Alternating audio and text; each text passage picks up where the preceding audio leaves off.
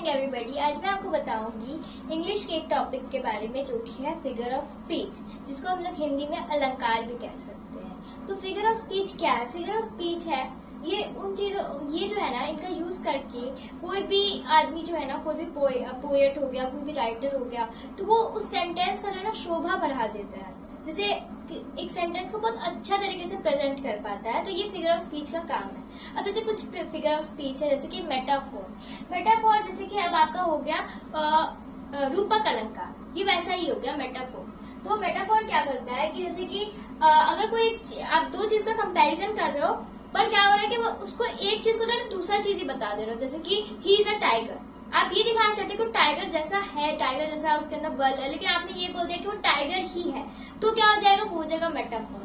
फिर जैसे कि यहाँ पे मैंने एग्जांपल भी दिया, he is a lion on the battlefield. Lion कहने का मतलब है कि बहुत ज्यादा ब्रेव और करेजियस है, बट यहाँ पे लायन मैंने ये दिखा, ये ना बोल के सीधे बोल दिया कि ही इज अ लायन, सीधा मैंने लायन बोल दिया। अब दूसरा में आया है सिमिली।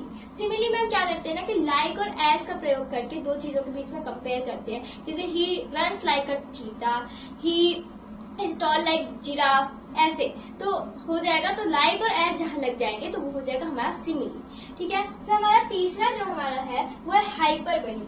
हाइपरबली क्या करता है कि ये जो होता है ना, बढ़ा चढ़ा के बोलना होता है। जैसे कि ये हिंदी में हो जाएगा हमारा अतिशयोक्ति अलंकार, ये उसी को बोलते हैं। तो जैसे बढ़ा चढ़ा के बोलना किसी सेंटेंस को, उसी को हो जाएगा हाइपरबली। जैसे कि I have told you 1000 times and I am that hangry that I could eat a elephant, तो ये हो जाएगा। जबकि ये सच नहीं है, आप किसी इतना भूख आपको नहीं लग सकता कि आप हाथी को खा जाओ, लेकिन आप बढ़ा चढ़ा के बोल रहे हो तो वो हो जाएगा हाइपरबली। फिर हमारा लास्ट में है पर्सोनिफिकेशन। पर्सोनिफिकेशन किसी भी जो जीवित नहीं है उस वस्तु को अगर आप ह्यूमन का कोई कैरेक्टरिस्टिक दे देते हो तो हो जाता है पर्सोनिफिकेशन। जैसे कोई लीफ या कोई विंड इंसान नहीं है, वो एक निर्जीव वस्तु है, लेकिन आप लोग क्या बोल देते हो कि winds is blowing like it's dancing, ऐसे हम बोल देते हैं विंड को।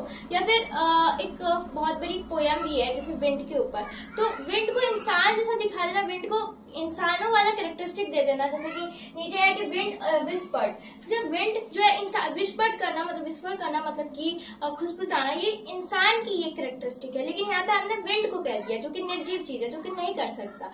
तो ये हो जाएगा हमारा पर्सोनिफिकेशन का एग्जाम्पल। तो thank you for and have a nice day.